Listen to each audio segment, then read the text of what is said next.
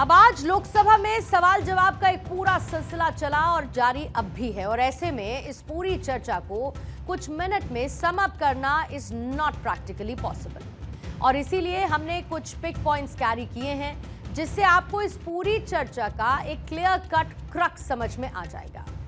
चर्चा के दौरान विदेश मंत्री एस जयशंकर ने एक बार फिर से इस बात को साफ किया कि भारत पाकिस्तान के बीच किसी भी तरीके की कोई मीडिएशन, कोई मध्यस्थता नहीं हुई है और ऑपरेशन सिंदूर को होल्ड सिर्फ डीजीएमओ लेवल की चर्चा के बाद किया गया।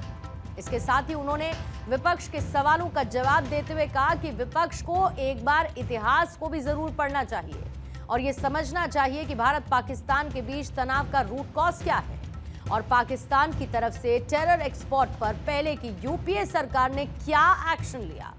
पहले आप विदेश मंत्री एस जयशंकर के भाषण का ये अंश सुन लीजिए। We were asked, why did you stop at this time? Why did you not go further? Please see who's asking this question. This question is being asked by people who after 26/11 felt that the best action was inaction. अब आप ये भी देखिए कि विपक्ष आज operation सिंदूर को लेकर सरकार से सवाल पूछ रहा है, लेकिन एक सवाल तो विपक्ष के लिए भी है कि जब वो सत्ता में थे तब उन्होंने पाकिस्तान स्पॉन्सर्ड टेररिज्म से निपटने के लिए क्या ठोस कदम उठाए। एक डेटा आपके सामने रखना जरूरी है, जहां पर जम्मू कश्मीर में हुई आतंकी घटनाओं को अगर कंपेयर करके देखेंगे तो साल 2004 से 2013 तक के बीच जम्मू कश्मीर में 4117 आतंकी घटनाएं हुई, 1512 आम नागरिकों की मौत हुई और 1148 सैनिक जवान शहीद हुए।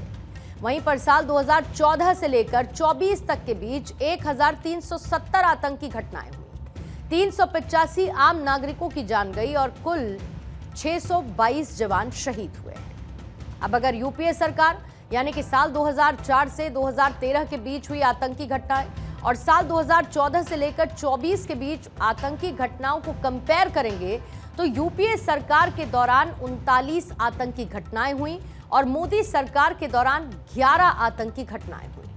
वहीं इन आतंकी घटनाओं में नागरिकों की मौत का आंकड़ा यूपीए सरकार में 913 था तो मोदी सरकार के दौरान ये आंकड़ा 22 था। इसमें जम्मू कश्मीर और नॉर्थ ईस्ट का आंकड़ा शामिल नहीं है।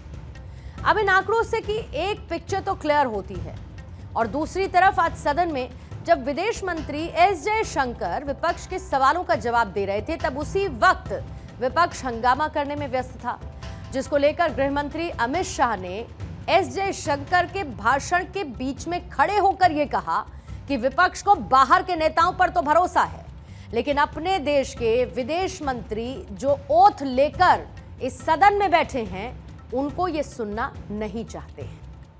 मेरी एक बात की आपत्ति है, भारत देश का शपथ लिया हुआ विदेश मंत्री यहाँ स्टेटमेंट कर रहा है, उस पर भरोसा नहीं है, उनको किसी और देश पर भरोसा है।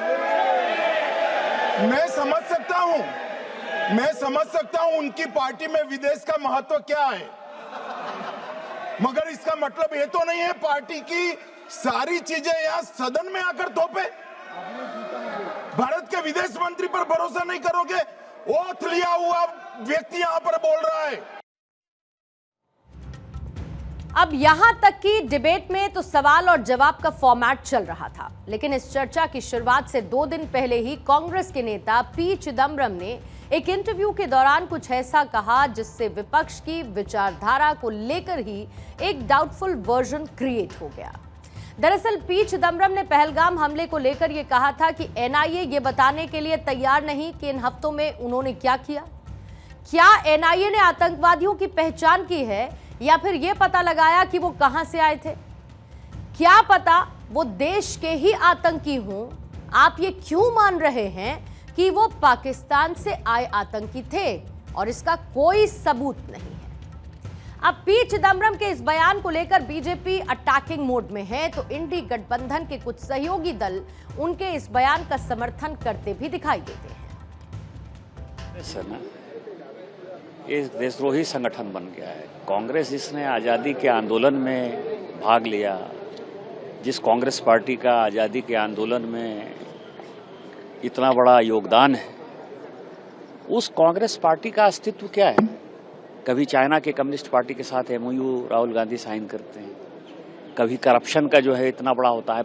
देखिए, पी चिदम्बरम के बयान से वापस से स्पष्ट हो चुका है कि पाकिस्तान को पाकिस्तान से ज्यादा बेहतर कांग्रेस पार्टी डिफेंड कर रही है।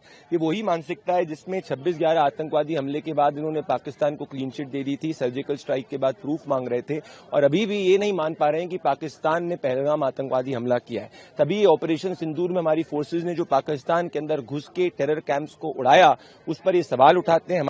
मैं मुंबई से आती हूं, जहां पे 26/11 हुआ था। लंबी लीगल लड़ाई के बाद तहावुर राणा को यूएस से हमने रिपैट्रिएट करके इंडिया लाए हैं, और उनको जो भी उनके ऊपर लीगल केस है उसको हम जारी रख रहे हैं इन्वेस्टिगेशन के बाद। तो हमारे पास एक फुल प्रूफ केस है कि पाकिस्तान की उसमें इन्वॉल्वमेंट रही है, चाहे मुंबई की ट्रेन ब्लास्ट हो, चाहे बाकी देश भर में आतंकवादी हमले हो, पार्लियामेंट्री अटैक को लेकर हो।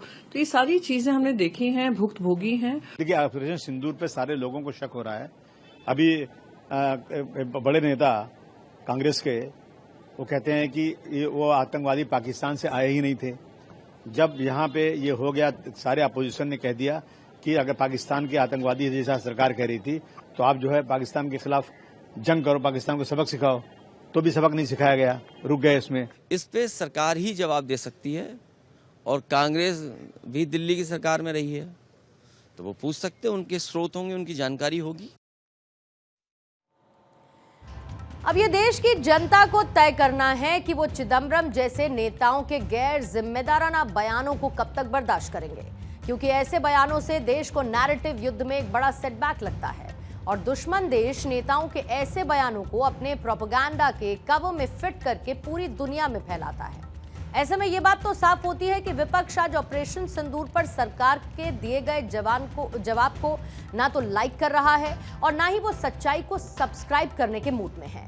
ऐसे में जनता की ये जिम्मेदारी बनती है कि वो जमीनी हकीकत को विपक्ष के खेमे तक शेयर करे, ताकि उन्हें जनता की भावनाओं के व्यूज मिल सके। आज का प्रेरक विचार: कभी भी अगर आप जिंदगी से परेशान हो, संघर्षों के आगे हार मानने का आपका दिल करने लगे, या फिर मरने का ख्याल भी आपको आए, तो अपने नजदीकी अस्पताल जाकर देख लीजिए कि लोग जिंदा रहने के लिए क्या कुछ नहीं करते हैं।